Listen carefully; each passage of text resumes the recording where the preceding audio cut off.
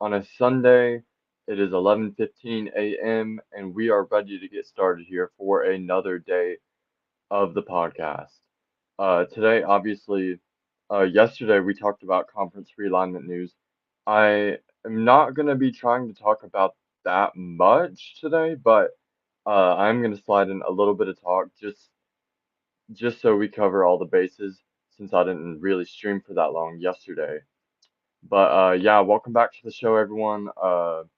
It's gonna be a nice day in sports news. Obviously, today we're gonna be giving our SEC 2023 predictions in the SEC conference, and then for another day we will just pan it out a little bit longer so it kind of lasts longer.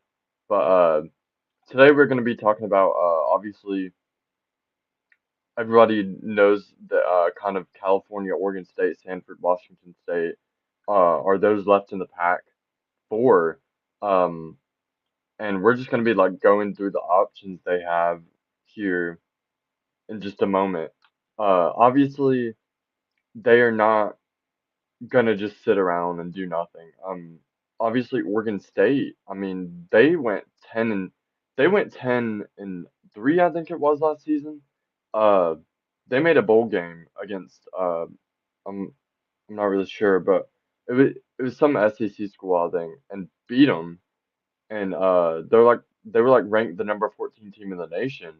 So there's got to be some kind of interest there when it comes to like value in a school. Obviously, they're recruiting pretty well. They pulled the transfer five-star quarterback DJ Uungale last season. So Oregon State has a lot to be excited about.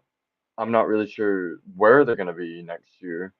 But I feel like the Pac-12 has potential to be one of the best teams in the one of the best conferences in the entire NCAA next season. I mean, it is a very, very, very strong conference, and obviously it fell apart, but that's for next year, obviously.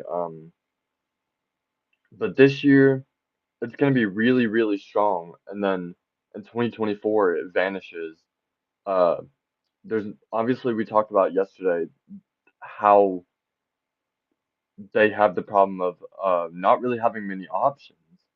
Well, I guess they could try to recruit some Mountain West schools, but those media deals in the Mountain West, it's it's so terribly massive. The media deals in the Mountain West that a school like San Diego State's gonna have to pay like 20 or so mil to leave. And that's not something they want to do, obviously.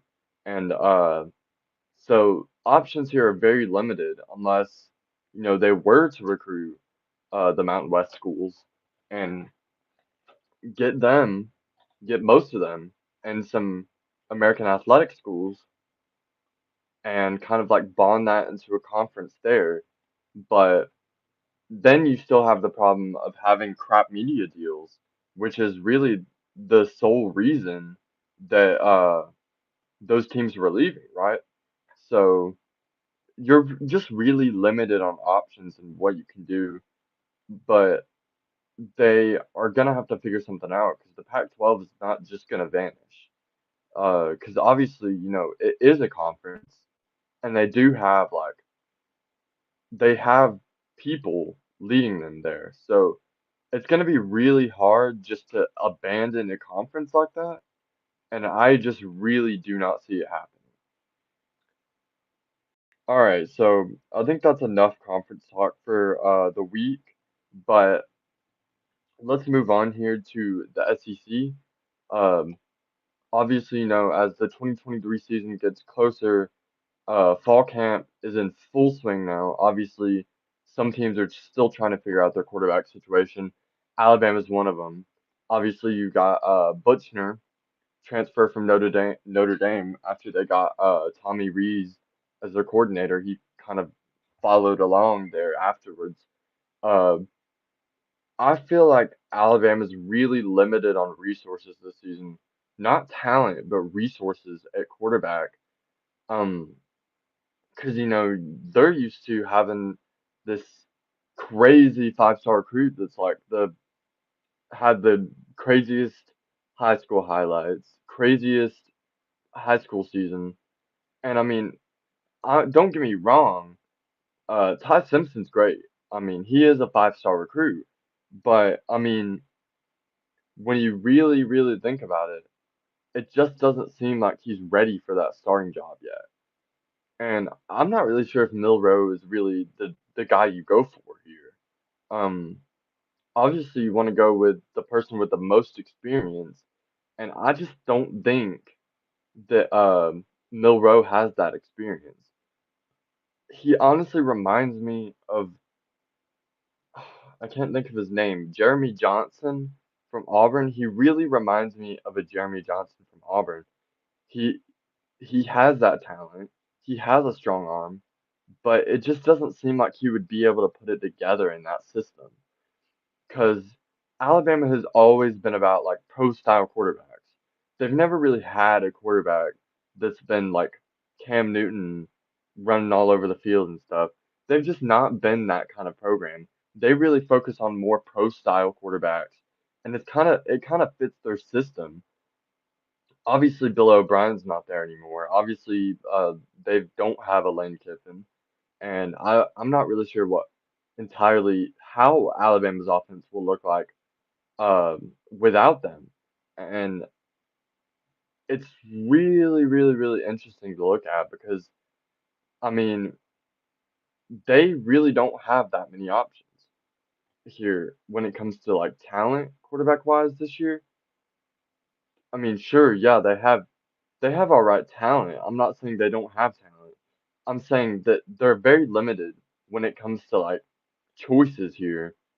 And I know they've got a lot of four-star, five-star recruits that could start, but none of them can really be viewed as Alabama tier quarterback. Now, maybe for another school, that would be possibly a starting job right there for you. But for Alabama, it just doesn't cut it.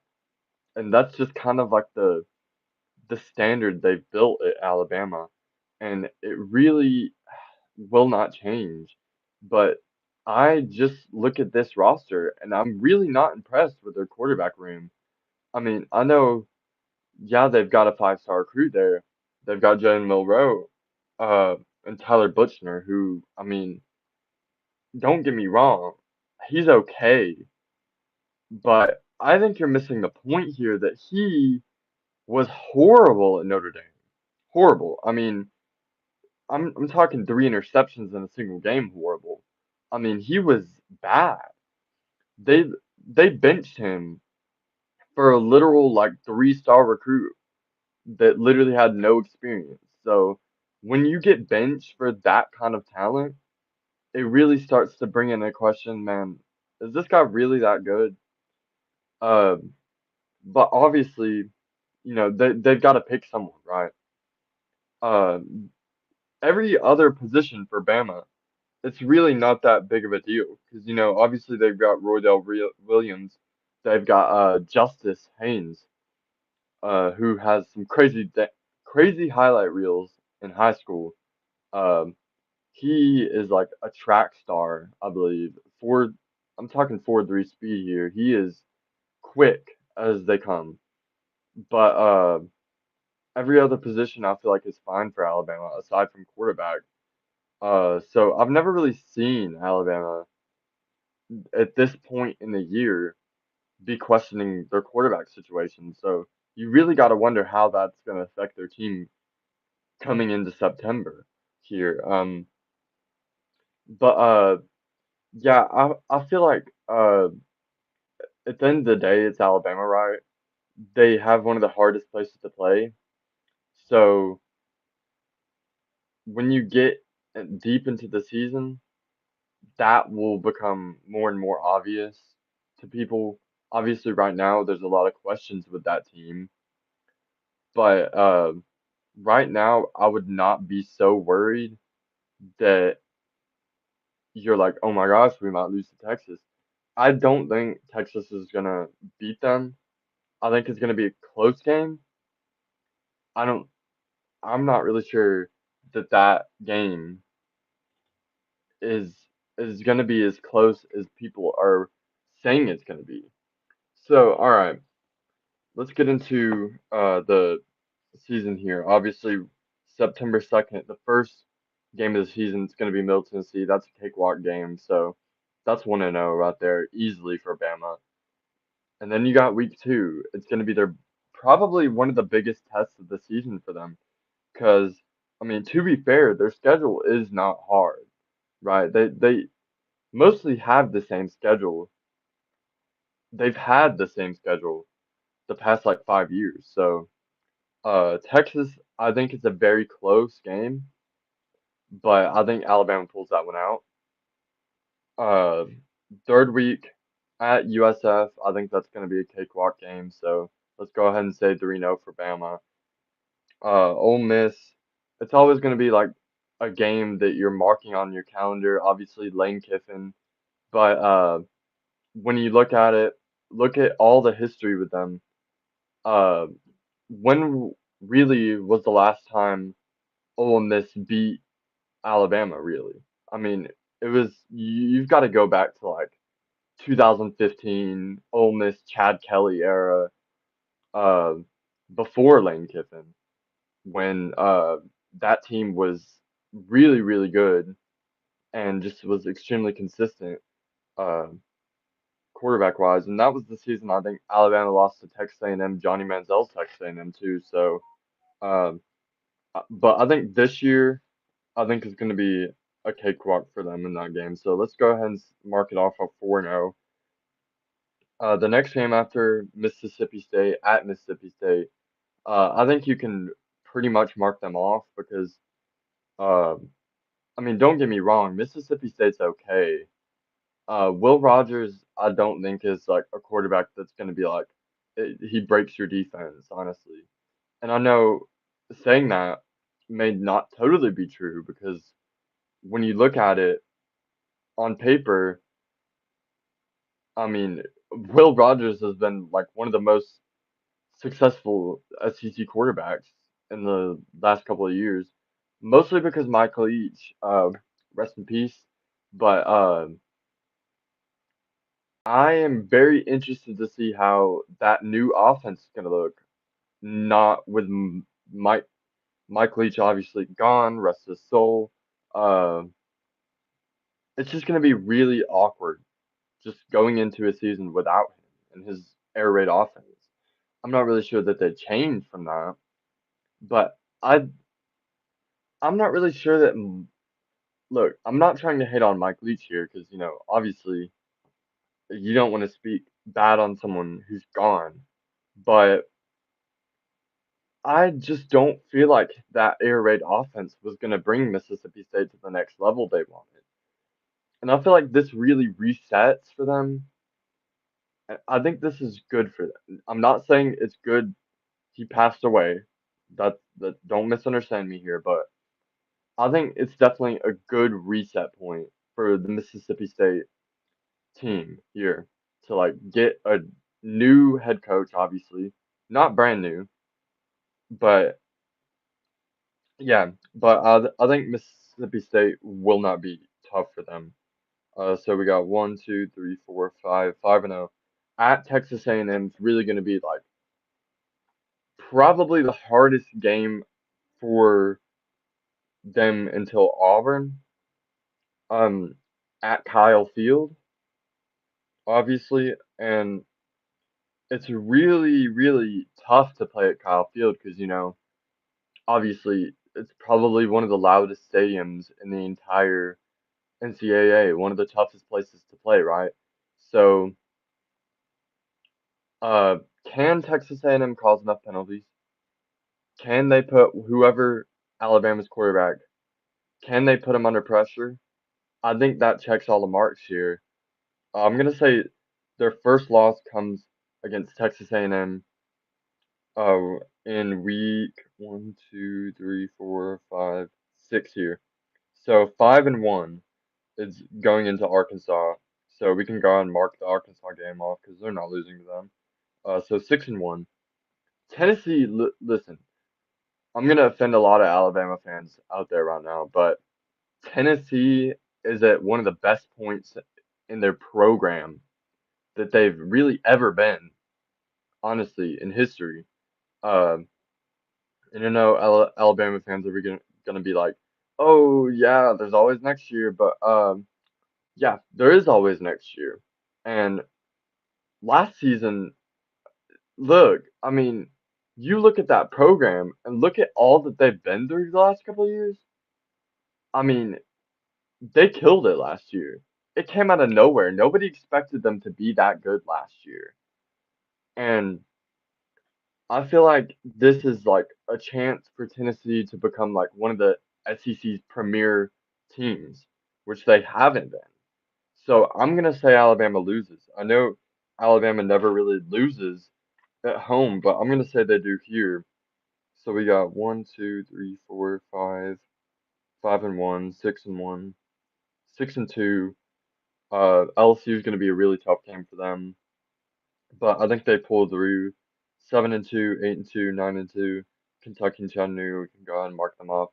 So 9-2 going into the Auburn game, and I listen, as biased as I want to be right now, it's really, really tough to tell right now how Hugh Freeze's Auburn team's going to do. I mean, obviously, I want to be confident in my team, right? I want to say, oh yeah, they're going to go into, they're obviously at Auburn. That helps a lot. I mean, I don't think Bama blows us out. I think it's a close game, but I think Alabama pulls away at the end and wins. Obviously, that's not what you want to hear from an Auburn fan, but this is a sports podcast. I gotta be completely unbiased here, and I'm gonna say Alabama finishes the season 10-2. You can write me up on that. You can quote me. Um, 70% chance I'm gonna give it. Alabama 10-2 loses to Texas A&M, loses to Tennessee. Um, Obviously, no Bama fan wants to see their team lose to Tennessee, but that's just what I have it here. You can quote me. You can say I sound stupid, but that is my prediction. That is my quote unquote expert pick here for the 2023 season. So Alabama 10-2, count it. I'm gonna add that here to my ticker so anybody joining knows here.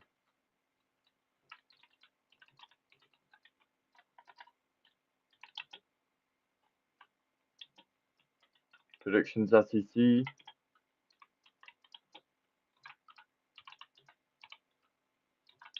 Losses versus Tennessee at Texas A&M.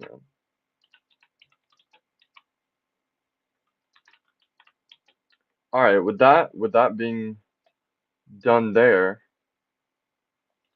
um, we'll move on to the second team, and that will be the LSU Tigers. Just a preview here. Let's just talk a bit about what they did last season. Obviously, they were not good early on. I mean, it was a journey from that LSU team, from losing to Florida State, struggling to Auburn, and they finally found that bottom line. And Jalen Daniels really, he started to look like the quarterback we all thought he was going to be, right? So when you look at last season, they won so many tough games. And I know a lot of Bama fans are going to say, oh, well, the refs ruined it for us. Oh, Bryce Young was hurt. Well, it sounds like excuses to me. That LSU team fought so hard to stay in that game. They fought so hard. And when you go in there and look at their strength of schedule, I mean, there's really not a team that fought harder. Really, I mean, there was not a team out there that fought harder than that they did. And, a lot of people are going to go out there and say, well, they didn't deserve to win those games. They did. I mean, sorry guys, I had to change my speaker. I didn't know that I had it on a different speaker. That's my bad. But anyways, with that being said, um, let's get into the predictions. So, obviously week 1 they've got Florida State. And don't get me wrong, Florida State is not a dang cakewalk. That game is going to be the hardest game of the season for them. Honestly, like aside from Bama, that is going to be one hell of a game, honestly. So, week 1, I say they lose to Florida State. So, obviously Florida State they have been looking really really good lately. Obviously, having that consistency from last year definitely helps. And honestly, they really look like one of the best teams coming into this year. I mean, really. Uh, so LSU loses week 1 to Florida State. So that's their first loss. So we have them at 0-1 right now. So week 2, Grambling, you can go ahead and cough that up as a win. Week 3, Mississippi State, I'm gonna say win, 2-1. Arkansas, let's go ahead and say 3-1. That's not gonna be a cakewalk game though. Mississippi win, 4 wins. 5 wins, you can count that. 6 wins versus Auburn, sorry Auburn. 7 wins, Army West Point. And then they pick up their second loss versus Alabama, I think. Um, if you're just now tuning in, we're just quickly giving all of our SEC predictions so far, since I haven't projected anything yet on this channel. So we're doing our predictions here. So it's LSU right now. So I think their losses against Alabama, Florida, I'd say win. Georgia State, let's go ahead and say win. And then Texas A&M at home. So I think LSU goes 10-2 with losses to Florida State and Bama.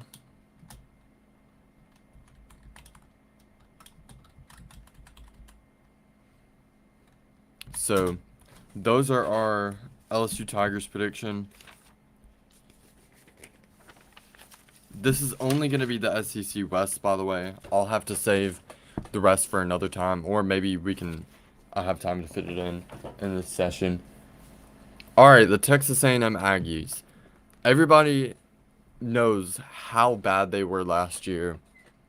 Obviously, the real like quote here is that freaking Auburn game, Auburn versus Texas A&M. It was like absolutely one of the worst games I've ever seen in my entire life, like football wise. I mean, it was horrible. 10-13 was the final score. That is some old-fashioned football right there. And it's because both teams obviously were horrible that year. But obviously Texas A&M got Bobby Petrino. Everybody expects Connor Wegman to start. I think he probably is going to start. Obviously, they don't have A-Chain anymore. They're returning Anna Smith. They've got Evan Stewart and a lot more like 5-star recruits coming in. Who knows how many. But I feel like they will be really, really solid this year. I just really don't expect them to not be good that badly. But with that being said, let's get on to these predictions. Um, all right, here we go. So week 1's against New Mexico. We can go ahead and say that's a win. So 1-0. Week 2 at Miami. let's go say loss, because I really, really like Miami coming up this season. I'm not gonna say they're gonna be outright great, but I feel like they're gonna be pretty solid at least, to the point where they can at least make a bowl game. Yeah, I hate Miami fans, but yeah, we're gonna give the win to Miami there. Next week, the ULM game, cough that up as a win. So I have Texas A&M at 2-1 so far. This is real. The Texas A&M versus Auburn game is really gonna be like the first real test on their schedule aside from Miami, which I think they lose. But Texas A&M, obviously I said they're really going to be solid this year, but I also think Auburn's going to surprise some people in that category. Cuz I mean, obviously it's not going to be easy playing at Auburn. It's never going to be easy playing at Auburn. But they don't get that chance this time. Obviously, it's at Texas A&M, but I think Auburn gets by and wins that game. Arkansas, I'm gonna say let's say win, but barely. And Alabama, obviously I said that was a win, so 4-2 so far I have them. At Tennessee, let's go ahead and chalk that up as a loss. And let's see here. They've got South Carolina. I think that's a win. At Mississippi State, Abilene Christian, and then LSU, which I already said lost. So I think they go a solid 8-4 with losses to Miami. Hold on, let me fix this.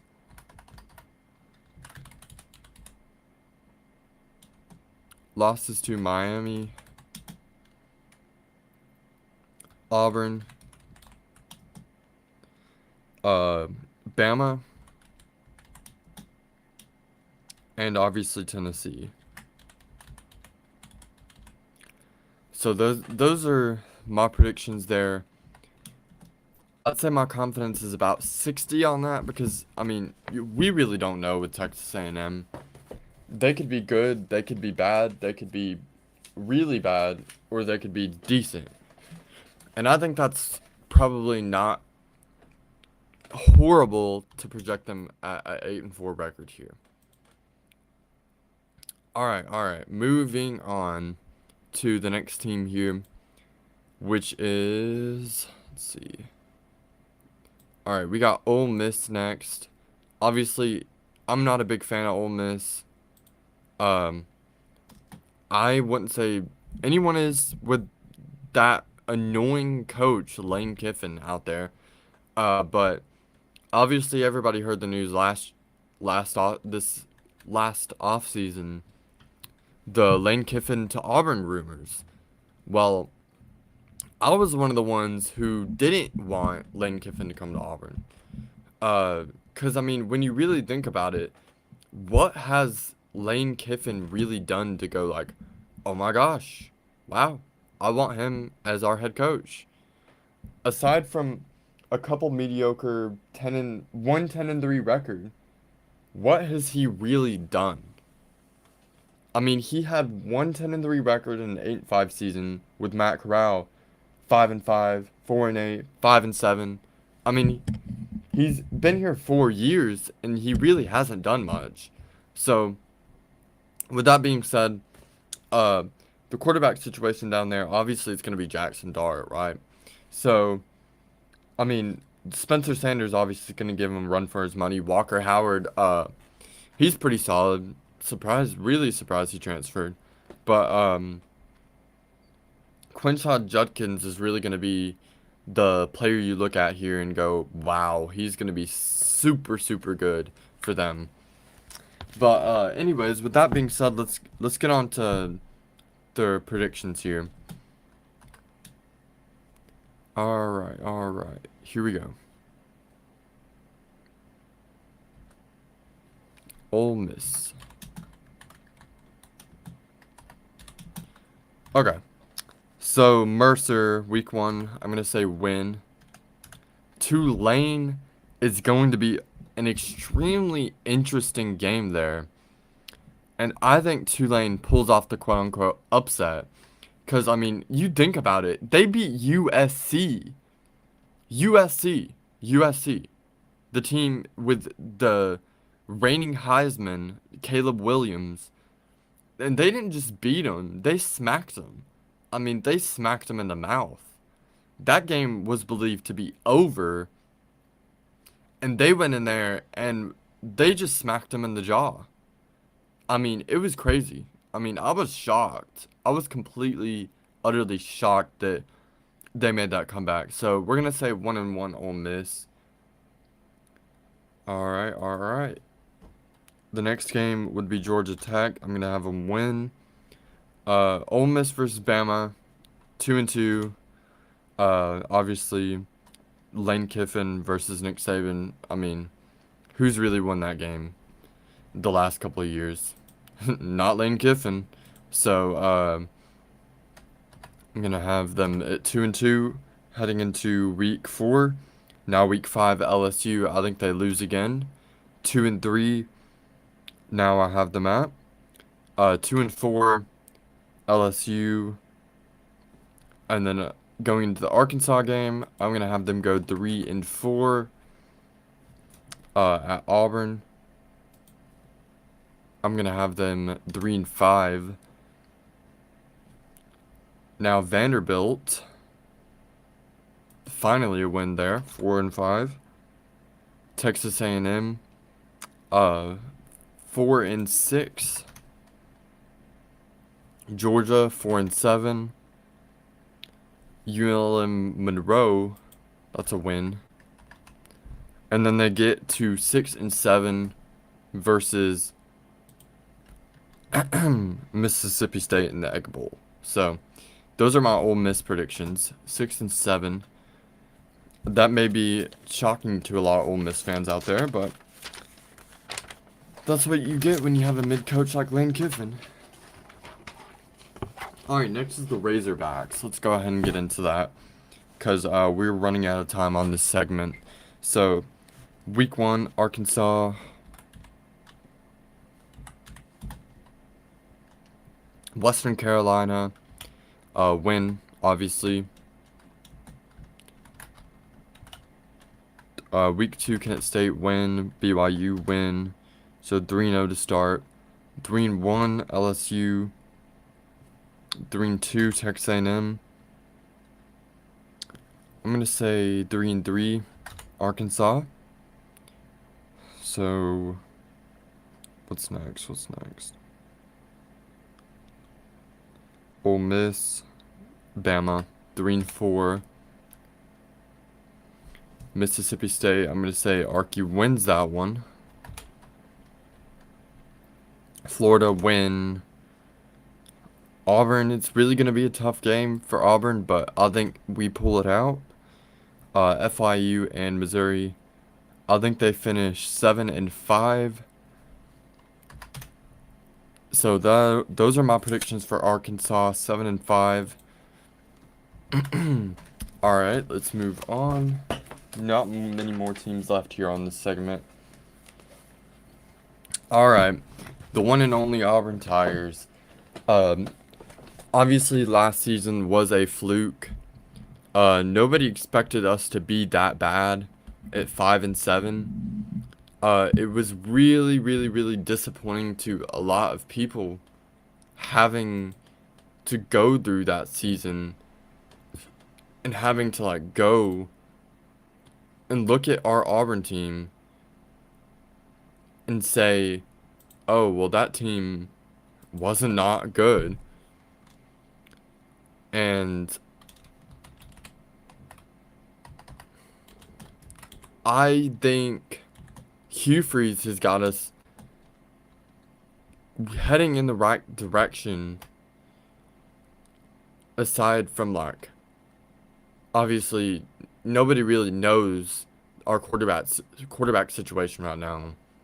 And obviously Peyton Thorne, I feel like he's the starter, but nobody really knows how good he's going to do. Obviously, we got Jerry Shorter transfer. We got like a ton of wide receivers, so that's really not a problem. I think going into the season, I think what's the problem is our offensive line. That's really going to be like a point where I'm like, well, let's see.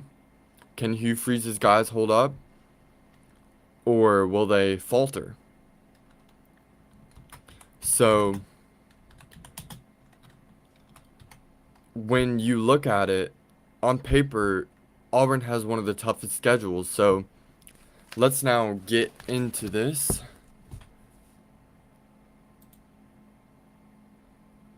All right, here we go. Auburn season predictions right here. All you Auburn fans are going to want to tune in right now because I'm giving my Auburn Tiger predictions for the season. All right, first week, UMass. I think Auburn pulls away in that one. Easy win. California, part of the Pac-4. I think we win that one. Obviously, Samford starting off 3-0. Already said this before. I think Texas A&M is going to give us a run for our money, but I think Hugh Freeze's offense pulls through and wins that game. I think we lose to Georgia. I think we lose to LSU. I think we win versus Mississippi. I think we beat Mississippi State, Vanderbilt, and Arkansas, and New Mexico State. So I have us at 9-3. I don't think that's unreasonable because, I mean, obviously you're going to have the flip games. You're going to have Texas A&M, you're going to have Mississippi, and you're going to have Arkansas, which is the ones we really need to win for us to be good. But we don't have an unholy schedule here. We don't have a schedule where it's like, oh, well, are we going to win? Or is it just disappointment again? But that will do it for the Auburn predictions. Sorry. Next up is Mississippi State.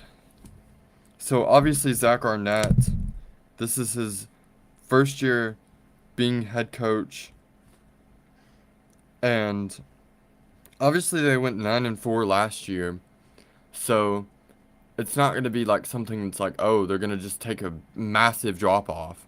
But there is a ton of questions to look and see like where they're going to be at least. Hold on, let me fix this up real quick.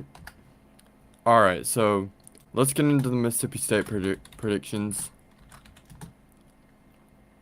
Alrighty. Week 1, SC Louisiana. I think that's a win. Arizona, that's 2 wins.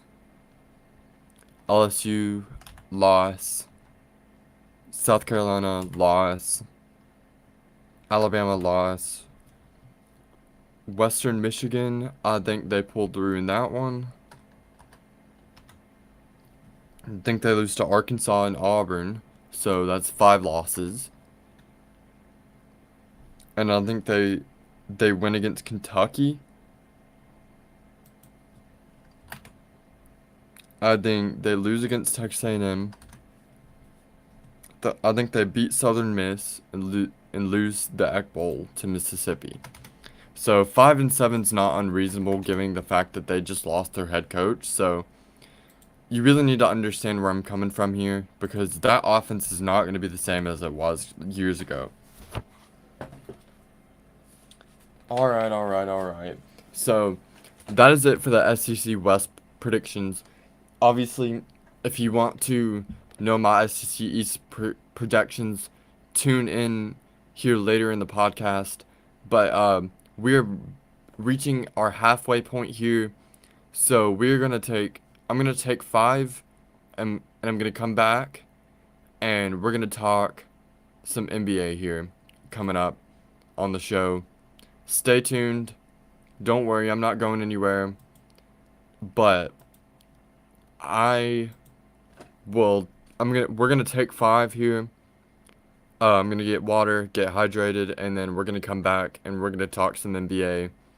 Uh, and I'm thinking we're gonna have a special guest on here, but I'm not really sure yet. So I'm gonna see how that's looking. See if he can come on the show, talk some NBA with us, and yeah. So we'll be back in 5.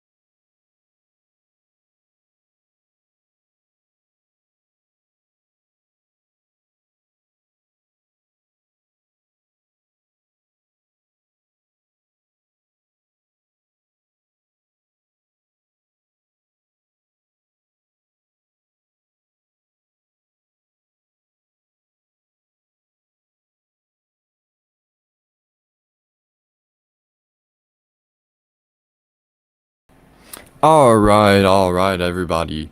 Welcome back. Sorry about that wait. I had to check in with our guest, and it looks like he's probably not gonna make it. So, it's alright though. We'll continue. We got this. Uh, we don't make this without guests, obviously, but it should be fine. We will have multiple guests coming in later weeks, so hope y'all look out for that. Anyways, we are going to continue on our own here. So the next segment's gonna be NBA. Obviously, uh, everybody's heard about the news about Damian Lillard requesting a trade very, very, very long ago. Everybody knew it was coming. Everybody knew it was going to happen. And, finally, behold, long and behold, it finally happened. And the Blazers don't want to trade him. You know, I mean, obviously, nobody wants to pay a trade pot price that hefty for a guy that's, obviously old. He isn't declining, is the thing. He's not declining whatsoever. So he has no, almost, it's very weird because, like, it's almost like people don't value him as much as he should be valued. And I think the trades that we are looking at here, it's utterly ridiculous. I mean, they think they're gonna get freaking Damian Lillard for chunk change. I mean, it's just bound not to happen. And that's why the Blazers are kind of just holding on to him, like gatekeeping him almost. Because, like, nobody wants to pay full price for a guy that's old, but at the same time, it's Damian Lillard. I mean, you've got to look at what has Damian Lillard done. And I mean, he's a guy that dropped nearly 60 points in the playoffs just a couple years ago, and a guy who led a Blazers team that was never going to make the NBA Finals to the conference championship, and honestly gave the Warriors a run for their money. I mean, he did. I mean, he was a killer in cold blood in that series. But it just doesn't seem like a deal is going to get done. It just doesn't look like it. Cause we're not too long away now from the start of the NBA season. And I mean, it just doesn't feel like a deal is going to get done. And I just don't see it happening. All right. That aside, obviously, everybody's seen the Celtics drama. Obviously, they bailed out in the conference championship again, losing to the Heat. And it was very disappointing, but at the same time, just given the fact that they still made it to a conference championship, it really pulls your strings that they paid Jaylen Brown that much money. $300 million for a guy that hasn't even been nowhere near the top of the NBA. For a guy that probably genuinely isn't even better than James Harden, and he gets 300 million? I mean, you've got to be kidding me, man. But I mean, what other choice did they have? I mean, it's either you break up a team that's made it, what, 3 years in a row now? Made it to the conference championship and championship? I mean, you just can't get rid of a guy like that easy.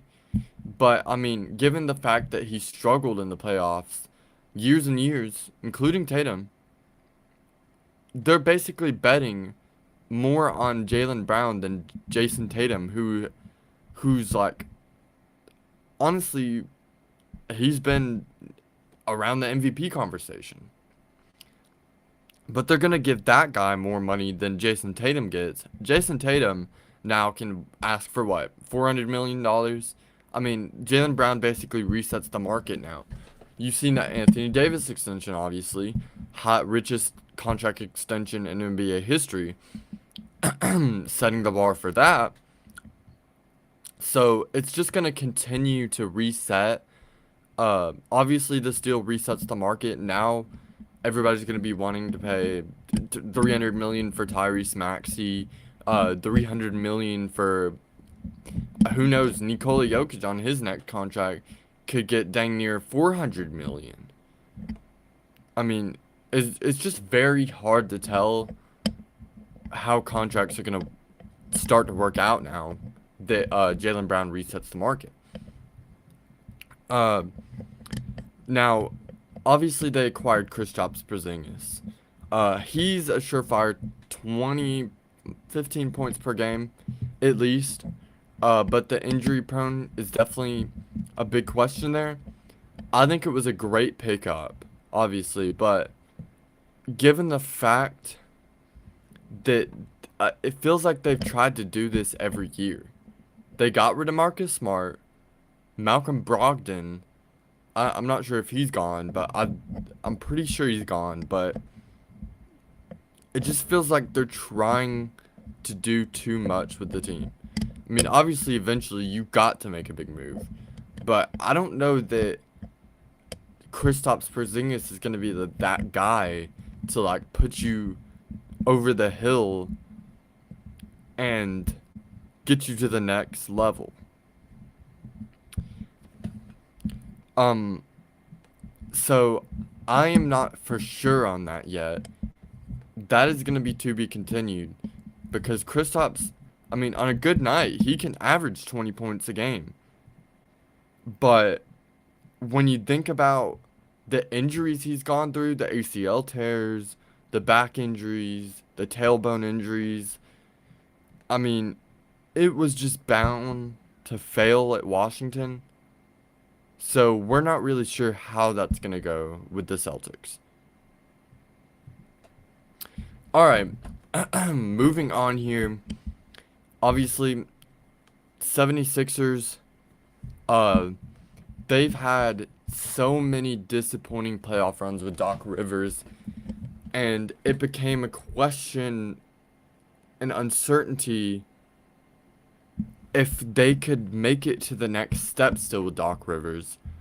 And it became inherently known that they weren't going to make it to that next step with Doc Rivers. And that getting knocked out in the first round really set the stone for that. And I'm not going to say everybody knew that they were going to get knocked out, but at least I knew. I actually had an Instagram post saying that I knew that they weren't going to be making the championship. I mean, Joel Embiid, he's great and all, but I mean, come on, man. You cried for that MVP. You begged for it, basically. The NBA gave it to you, and then nothing, basically.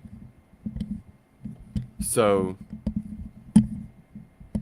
when you look at that, it's extremely disappointing from a head coach's perspective that you have to sit there and deal with Joel Embiid, the reigning MVP, crying on social media saying that he deserved last year's MVP, gets the MVP, disappears. I mean, and it just feels like he's done that every single season in the playoffs. And eventually, man, you've got to start to wonder, well, when's the next rebuild? The process was never going to be complete. They've never completed the process. And I feel like that's always been something that's been inherently known. When they traded for Tobias Harris, when they chose Tobias Harris over Jimmy Butler, Ben Simmons over Jimmy Butler, that was when it was like, this is not going to work. When they traded for Harden, you had to have a feeling that was not going to work out the way it was supposed to. And I mean, look at it now. James Harden requests his third trade. He wants out. They don't want to give him up for chunk change, but they're going to have to, right? So the landing spot ideally would be probably, I would say, the Clippers, but I don't feel like they have enough to trade for right now, at least. Some people were saying the Rockets, that's not happening. I mean, Yokota said it wasn't going to happen, so it's not going to happen. But you look at possibly maybe, obviously Chicago was a question, not happening. You just really don't have any really spots to land him. So we talked about the James Harden issue, obviously. Tobias Harris he's not going to be there for much longer. I can just tell because I mean, obviously they've got a new head coach, Nick Nurse, and he's going to want to start, shaping this team up because I mean, when you look at their free agency, it was not enough to put them over what you call the championship edge. And I just don't feel like the 76ers did enough. Daryl Morey has done an absolutely horrendous job being the GM of that team so far. He's basically trying to put the Rockets 2.0 together, where it's going to be Clint Capella. Obviously, Joel Embiid's better than Clint, but Clint Capella and Harden playing 1-2. That's not the way it's got to be. You've heard trade rumors about Maxey.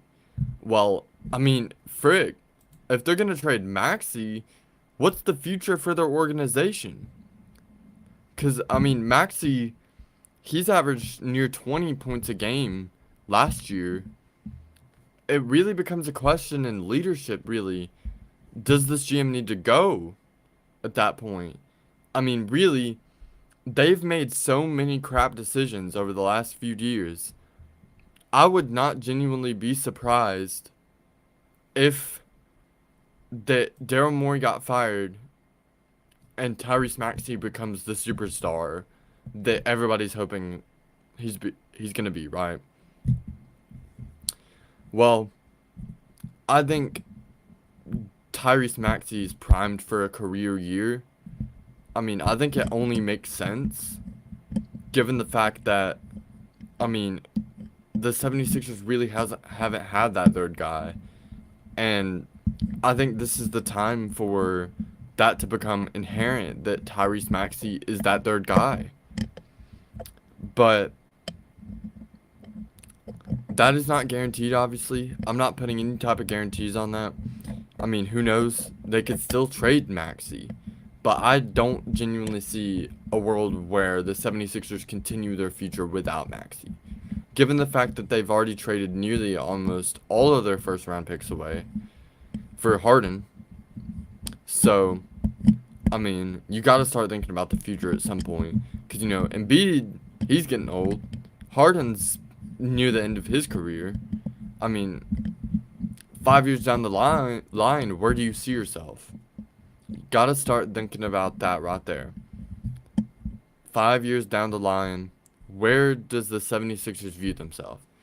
Do they view themselves as a tanking team again? Lotto process all over again?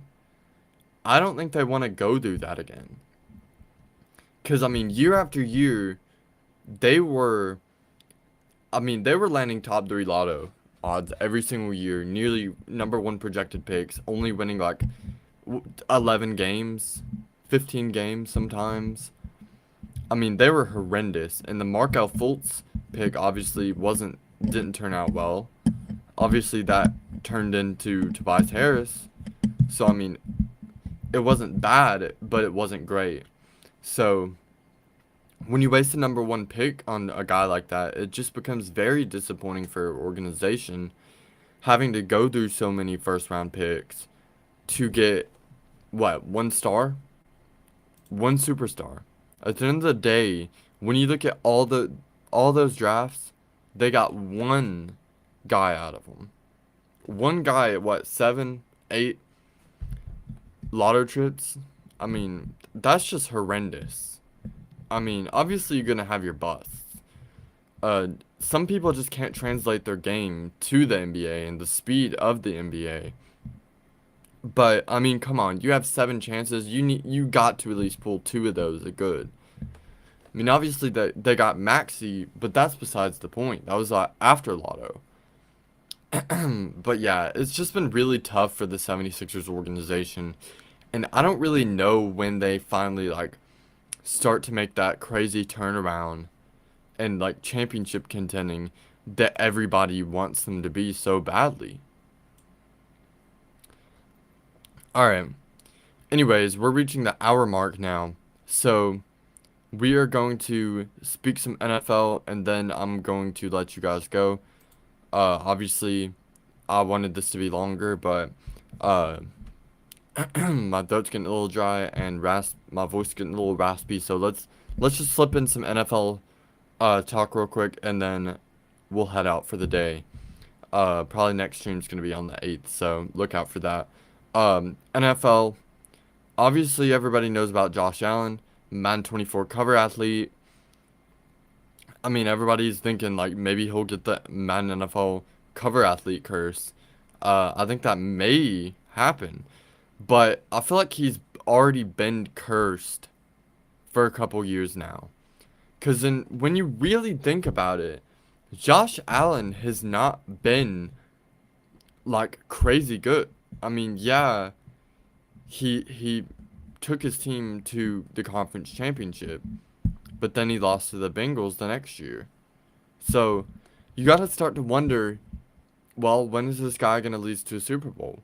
We paid 202 million for him. When's he gonna break that ice? Um, but I don't think it's a fact about Josh Allen. I think it's a fact about the offense. They're not investing enough into the offense to give him a chance to be successful. No O line. Obviously, you got your receivers, Stephon Diggs, uh, Garrett. I forgot his name, but he's really good too. You've got your receivers. Defense is alright, but you've got to start to wonder when they're going to invest into the future with Josh Allen. Because it really seems like now they're just kind of half doing it. And that's just been really disappointing to me because I'm not really a Bills fan, but I love Josh Allen. He's my favorite quarterback in the NFL right now. Nobody expected him to be good, obviously. But, I mean, you've just got to wonder when that time's coming. Speaking of when that time's coming, when are the Cowboys finally gonna say, hey, Dak, this is not working out. Let's part ways. Cause it really seems like they've got themselves stuck in a loophole. We the boys, this is our year. Maybe next year. It's just been playoff disappointment after playoff disappointment.